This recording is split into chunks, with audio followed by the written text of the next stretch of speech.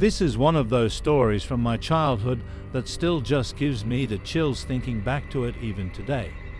It was October, and my family was on vacation at some family resort in Catskill, New York. It was kind of in the middle of nowhere, but there were a decent amount of other families at the resort. There were a lot of kids. I remember the resort being surrounded by forest in all directions, but the actual resort grounds were fairly large. I was 8 years old, an awkward, shy kid for most of my childhood. I would follow the lead of my older brothers, usually whenever in social settings. I'm the third child of 4, and I have 3 brothers.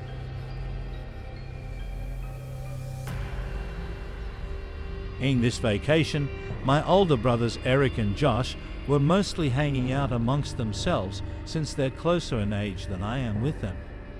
My little brother Craig was only 4, so he was constantly with my parents. When we weren't all together doing resort activities, everyone for the most part split up. My dad gave all of us money to play games at the arcade inside the activity hall building.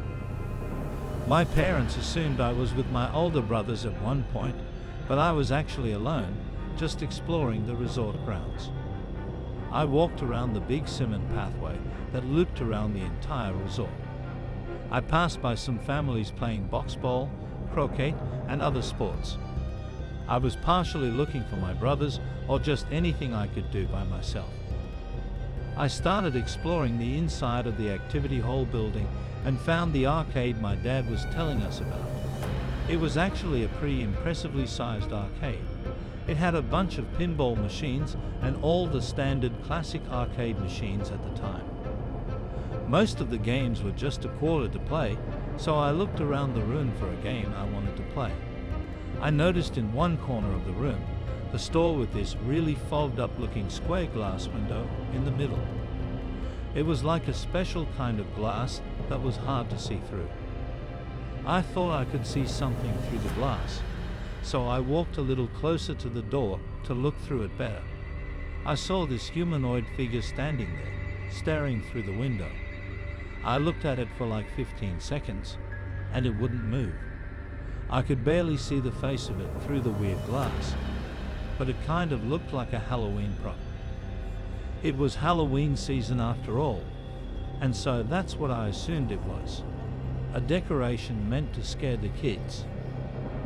I walked away to find a game and ended up playing the Simpsons arcade game. The arcade machine was in the line of sight of that door though, and I couldn't help but keep looking over to it every few seconds, still seeing that blurred image of the figure on the other side of the door. If it was a decoration, it was doing its job and creeping me out.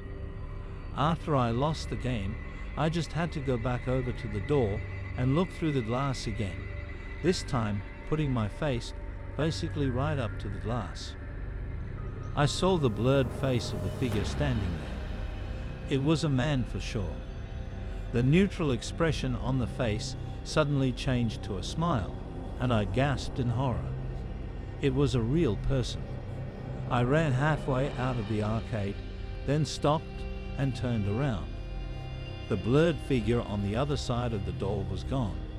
I slowly walked back to the door and opened it.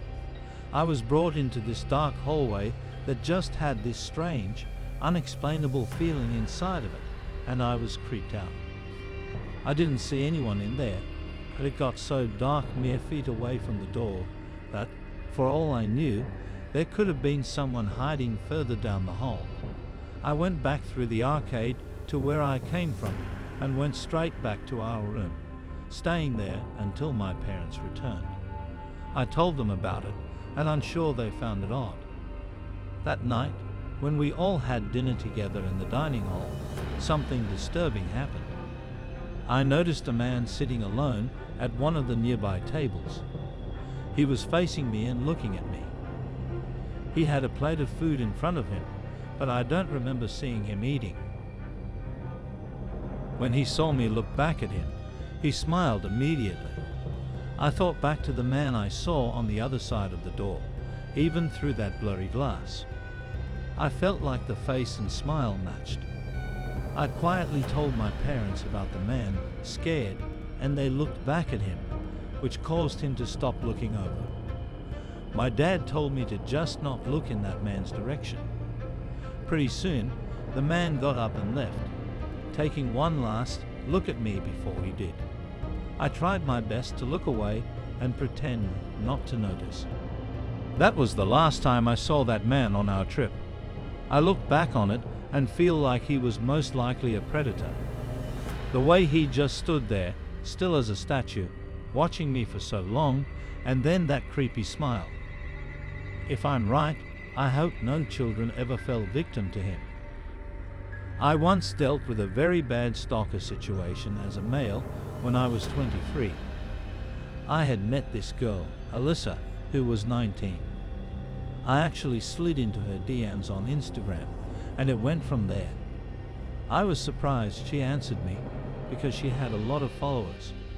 We hung out only a few times, but she seemed extremely clingy very quickly, which was a major turn-off for me. I started hanging out with other girls, and as I would get new followers, Alyssa actually texted me angrily about it, as if we were dating.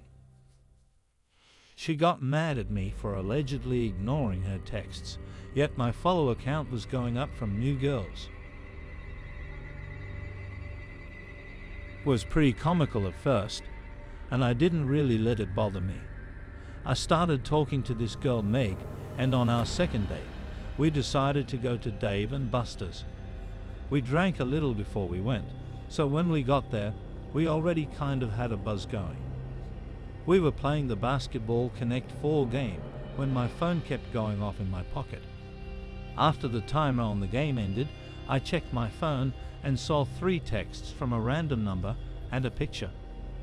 The picture was of Megan and I in front of the basketball game. The text said, "No way, I'm at Dave and Buster's too." When I went to text back, I saw the text didn't come from another iPhone, so it most likely meant they were sent from some kind of burner number app. I looked in the direction from where the picture was taken. My first assumption was that it was going to be Alyssa, but she wasn't there. It was just a few other groups of people playing different games. I replied, "Who is this?" But there was no response. I showed Meg the text and picture, and she agreed it had to be a friend messing with me. We went across the place to a different game, and it happened again. A few minutes into playing this new game, I got a picture texted to me with both of our backs turned to the person taking the picture. They were maybe like 50 feet away when it was taken. It looked blurry though, like it was zoomed in.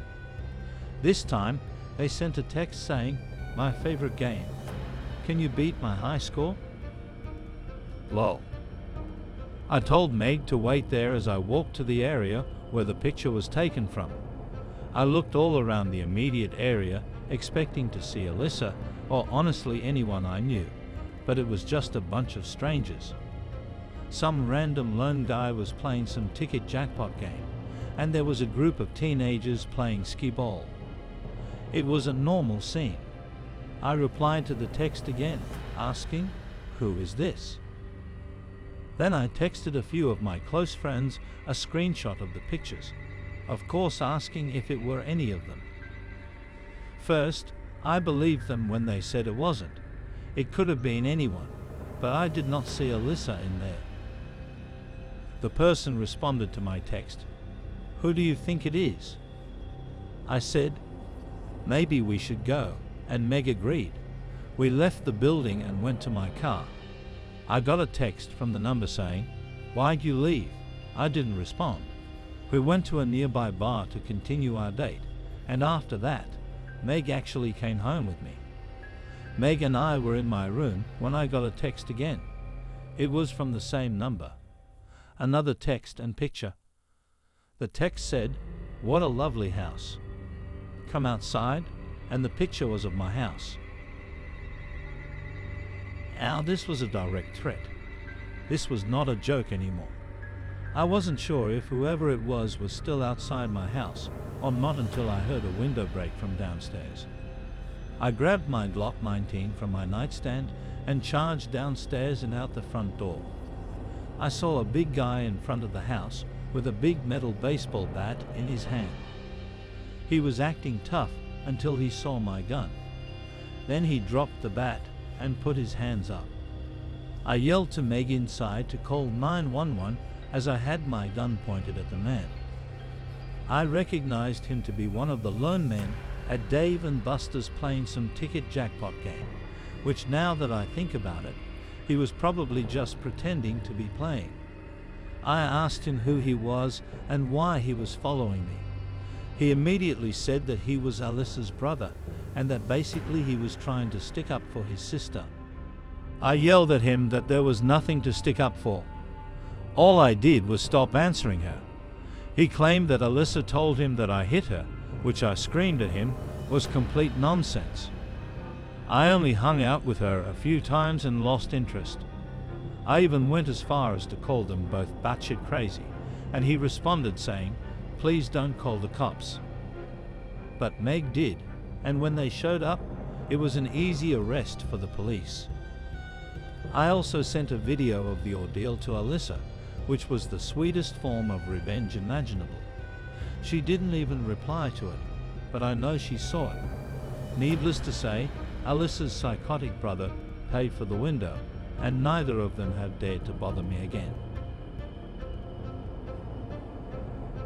And I was a young kid, arcades were a lot more mainstream in society before everyone had smartphones and crazy advanced video games at home. Going to the arcade was one of the most fun things you could do as a child. There was this arcade right by my school that my friends and I would often go to after school or on the weekends. One day, I went there with my friend Connor right after school. It was kind of quiet there today because it was a stormy day and most kids probably just ran home or got picked up by their parents. So, besides a few other kids, we had the place to ourselves. The usual age range of the people there was like 10 to upper teens. Connor and I were playing Street Fighter together when this older guy started watching us play. Looking back now, I'd say he was around 35, which to us when we were 10 seemed super old. Connor and I looked at each other and smirked because we both noticed it, and it was kind of awkward. The man started commenting on the gameplay, like cheering us on and having remarks on basically any hits we landed on each other. At first, we left, I guess to be polite, thinking he was trying to be funny, but at a certain point, it just got weird, like he didn't know when to stop and leave. He watched us play the entire match, and had he not been there, we would have played another, but we decided to migrate to something else just to try to get away from him. We went over to the air hockey tables. The guy was following us and started talking to us. He introduced himself, but I don't remember the name he gave. He offered to pay for our game of air hockey. We were 10, and we viewed our quarters as gold, so we accepted. The guy, even at 10, gave off some kind of antisocial tendencies. He didn't seem completely normal. Of course, he watched our game of air hockey too and kept commenting on the game as if he were a professional commentator for some sporting event. But it went from annoying to downright creepy when he started making physical contact. It started when I scored a point on Connor, and the guy congratulated me and put his hand on my shoulder. The hand stayed there for a few seconds. Actually, outside, I was smiling, but inside, I wanted to tell him to get lost. I saw it in Connor's face too. Anytime one of us scored, he would go over to us and pat us on the back or shake our shoulders. The guy was incredibly freaking weird. Because of it, we decided to cut the arcade trip short.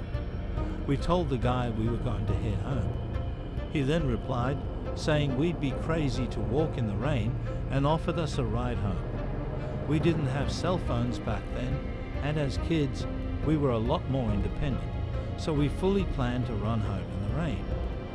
We thanked him, but said we lived close, so we'll be all right. That was our mistake, not lying and saying we had a ride. We left outside into the rain and started to run towards my house. Connor was going to come over to hang out. As we were running home, a red car started creeping up from behind us in a manner that they weren't even trying to hide the fact that they were following us. He looked back at it and could see the man from the arcade behind the wheel. He pulled closer and yelled out his window, telling us to get in. We ignored him, and he persisted, saying, "We're getting soaked. Get in the car." I yelled back, "We're good," and we continued to run. We were getting closer to my house. The man suddenly gave the car some gas and sped ahead of us, then pulled over next to the curb where we were about to pass. Connor and I stopped, and I said, "Cross the street." We did, to avoid the man possibly jumping out of his car to grab us. This ordeal made us run even faster to my house.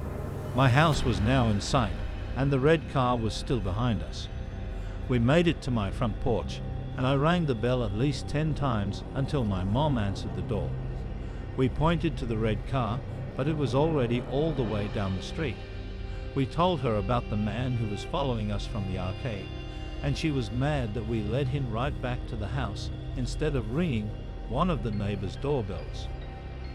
She was right to say that, because the next day when I was leaving to walk to school, I saw that red car parked a few houses down on the opposite side of the street.